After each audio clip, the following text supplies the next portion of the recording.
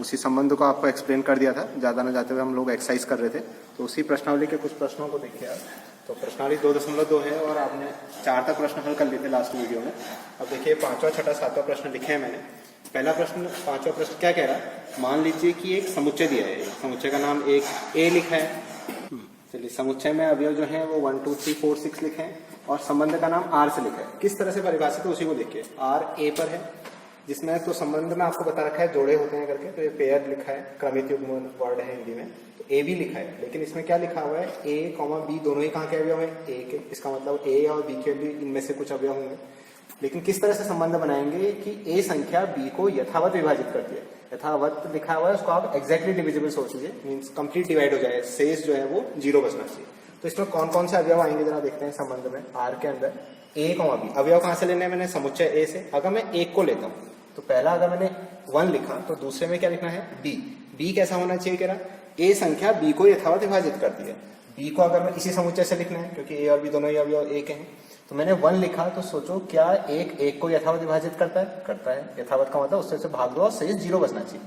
क्या एक 2 के साथ बनाएगा संबंध, बना रहा है। क्या एक 3 के साथ बनाएगा, बनाएगा। एक 4 के साथ बनाएगा, एक 6 के साथ बनाएगा। क्यों बनाएगा, क्योंकि संबंध क्या है, ए कॉमा बी लिखा है और थ्योरी लिखी है कि ए बी को यथावत विभाजित करता है, ठीक, इसलिए यही अवयव लिखे।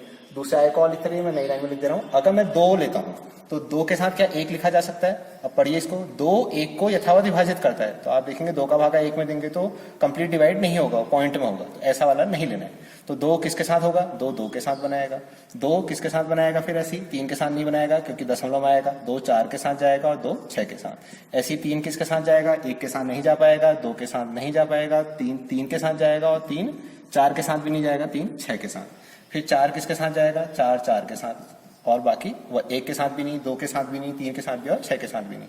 और 6 के और किसके साथ जा पाएगा, 6 के साथ। तो इस तरह से ये क्रमित युग्मों का एक समूह बन गया आपके पास और यह संबंध बन गया। तो ये पहला पॉइंट इसका कंप्लीट भी हो गया। आर को रोस्टर रूप में लिखे, यही तो होता है रोस्टर रूप। दूसरी चीज क्या लिखी है, प्रांत ज्ञात कीजिए। तो लास्ट वीडियो में आपको बताया था प्रांत ज्ञात करते वक्त क्या करते हैं, जब आपने इसको रोस्टर रूप में लिख दिया, प्रथम अवयवों का समूह बना दिया। तो प्रथम अवयव 1 है, अब 1 को दोबारा तो नहीं लिखता, फिर 2 है, फिर 3 भी आ रहा है, फिर 4 भी आ रहा है, 6 भी आ रहा है। तो ये आपका क्या बन गया, प्रांत। और दूसरी चीज तीसरे पॉइंट में क्या पूछिए, परिसर पूछिए। परिसर किस तरह से निकालते हैं, जो ये क्रमित युग्मों का समूह बना रखा है उसमें दूसरे अवयवों का संग्रह कर लीजिए। दूसरा अवयव 1 है, 2 है, 3 है, 4 है, 6 है। यहाँ देख रहा हूँ 2 4 6 3 6, वही अवयव जो पहले लिखे हैं वही आ गए। तो एक तरह से प्रांत और परिसर वही समूह बन गया, वही समुच्चय बन गया जो शुरू में दिया था। तो आप ये भी कह सकते हैं कि इसका प्रांत ए है और परिसर क्या है, ए। ठीक है, तो ये आपके समझ में आ गया होगा। छठा प्रश्न देखिए, इसमें फिर से संबंध लिखा है, x कॉमा y नहीं लिखा है इसने। दूसरे को y को ऐसे समझिए, जो y है वो x धन 5 है, मीन्स जो पहला अवयव होगा उसमें 5 जोड़ के लिखेंगे। फिर x कहां से आएगा, i को पढ़िए। x कहां से आएगा, या तो 0 होगा, 1 होगा, 2 होगा, 3 होगा, 4 होगा, 5 होगा। तो x के मान तो पता है। परिभाषित संबंध r के प्रांत और परिसर ज्ञात कीजिए। प्रांत परिसर से पहले मैं इसको रोस्टर रूप में लिख देता हूं। तो इसका हल देखिए किस तरह से करता हूं। तो x क्या लेना है, मैंने ये लेना है। अगर मैंने 0 लिया और अगर मैंने x को 0 लिया तो दूसरा अवयव उसमें 5 जोड़ करके 0 में 5 जोड़ के 5 आया। ऐसे 1 लूंगा तो 6 आएगा, 2 लूंगा तो 7 आएगा, 3 लूंगा तो 8 आएगा, 4 लूंगा तो 9 आएगा और 5 लूंगा तो 10 आएगा। आगे को लूंगा नहीं, क्यों, क्योंकि अवयव कहां से लेने थे, x कहां से लेना था, कभी 0 लेना था, 1 2 3 4 5। और दूसरे अवयव के बारे में y नहीं लिखा था उसने, x धन 5, उसने 1 5 जोड़ के लिख दिया था। लेकिन प्रश्न में ये नहीं पूछा है, क्या पूछा है, प्रांत और परिसर। तो प्रांत अभी बताया था, प्रथम अवयवों का संग्रह कर दीजिए। प्रथम अवयवों का संग्रह करेंगे तो 0 1 2 3 4 और 5 हो गया। और द्वितीय अवयवों का संग्रह करते हैं तो वो क्या बनता है, परिसर बनता है। तो परिसर में क्या आ जाएंगे आपके, 5 6 7 8 9 और 10 आ जाएंगे। ठीक है, ठीक। लास्ट देखिए, 7वां प्रश्न है आपका, संबंध। फिर से संबंध आर, फिर जोड़ा लिखा है। दूसरा जो पहला अवयव x लिखा है, दूसरा क्या है, उस पहले अवयव की घात 3 कर देनी है। और x के बारे में, जैसे इसमें समुच्चय दिया था, इसमें थ्योरी लिखिए। क्या दे रहा है, देखो x की क्वालिटी पढ़िए, 10 से कम एक अभाज्य संख्या। तो आपको पता होनी चाहिए कि अभाज्य संख्याएं कौन होती हैं, और केवल कौन सी सोचनी है मैंने, 10 से कम होगी। 10 से कम अभाज्य संख्या के बारे में ध्यान दीजिएगा कि एक आपकी अभाज्य संख्या नहीं होती है, प्रथम अभाज्य संख्या 2 होती है। तो पहले अभाज्य संख्याओं का एक समुच्चय बना देता हूं मैं आपके समझने के लिए। किसका समुच्चय बना दे रहा हूं, ये लिखना जरूरी नहीं थे, आपके समझने लिख रहा हूं। अभाज्य संख्या कौन कौन सी आएंगी इसमें, देखिए जो इस उसमें लिख रहा है, इसमें 1 तो नहीं, मैंने आपको मना किया है, 1 नहीं होती है, 2 आएगा, फिर 3 फिर 4 नहीं है क्योंकि 4 2 से भाग हो जाती है।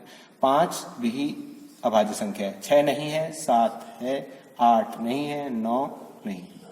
9 को मत सोचिए, कंफ्यूज मत करिएगा। अभाज्य संख्या वो होती है जिसमें केवल 1 से भाग और स्वयं से भाग जाता है। तो 10 से कम वाली जो अभाज्य संख्या है वो केवल ये बनेंगी। अब संबंध कैसे बनाना है? संबंध के अंदर जोड़ा लिखना है। तो इसका मतलब अभाज्य संख्या ये कहाँ है? x इसमें बिलोंग कर रहा है, x इस समूह में बिलोंग कर रहा है। किसमें? 2, 3, 5 और 7 में। तो अगर आप x का मान 2 रखेंगे तो 2 की घात 3 8 बनाएगा। 3 रखेंगे, 3 की घात 3 याद होगा आपको, उसकी घात 3 27। 5 की याद होगा, नहीं आ रही तो 5 को 3 बार गुणा करिए 125 होगा। और 7 का करेंगे तो 7 3 बार गुणा करेंगे तो 343 आता है। तो इस तरह से याद। अगर इसमें भी प्रांत और परिसर पूछा होता तो प्रांत कौन हो जाते? 2, 3, 5 और 7। और परिसर क्या होता? 8, 27, 125 और 343। इस तरह से आप इन प्रश्नों को हल करेंगे। चलिए, आपके 2 प्रश्न और बचे हैं इस प्रश्नावली के, 8वां 9वां। जितने प्रश्न अभी तक कर लिए वो लगभग एक ही जैसे थे। 8वां प्रश्न थोड़ा सबसे अलग है और आएगा एक ही नंबर का, ज्यादा बड़ा नहीं है। क्या कह रहा है कि एक समुच्चय ए दिया है, बी दिया है और संबंध कहां से कहां गया? ए से बी के संबंधों की संख्या। अभी तक आपने जितने भी प्रश्न पूछे उसमें आपसे संबंध को रोस्टर रूप में लिखने के लिए प्रांत और परिसर पूछ रहा था, लेकिन इस प्रश्न में क्या पूछा है? संबंधों की संख्या। अब आप परिभाषा को याद करिए। आपसे कहा था संबंध, जब आपको परिभाषित किया था आपसे कहा था पहले कार्तीय गुणनफल प्राप्त करते हैं। तो आपको क्या प्राप्त करना चाहिए? पहले A क्रॉस B। लेकिन कौन कौन संबंध बनाएंगे नहीं पूछा है, कितने बनाएंगे पूछा है। तो देखिए कैसे कैलकुलेट करते हैं। पहले A में कितने अवयव हैं जिनसे संबंध बनना है, उनमें कितने अवयव हैं? तो A में कितने हैं? 3। B में कितने हैं? 2 अवयव हैं। तो उसके कार्तीय गुणनफल में कितने अवयव होंगे? इसका सूत्र आपको बताया था जब कार्तीय गुणनफल वाली एक्सरसाइज कर रहे थे हम लोग। तो वो था दोनों समुच्चयों के अवयवों का गुणनफल। 3 गुणा 2 कितने हो गए? फिर 6। ये कार्तीय गुणनफल में अवयवों की संख्या आ गई। फिर संबंध जब पढ़ाया था तब क्या कहा था? संबंध क्या होते हैं?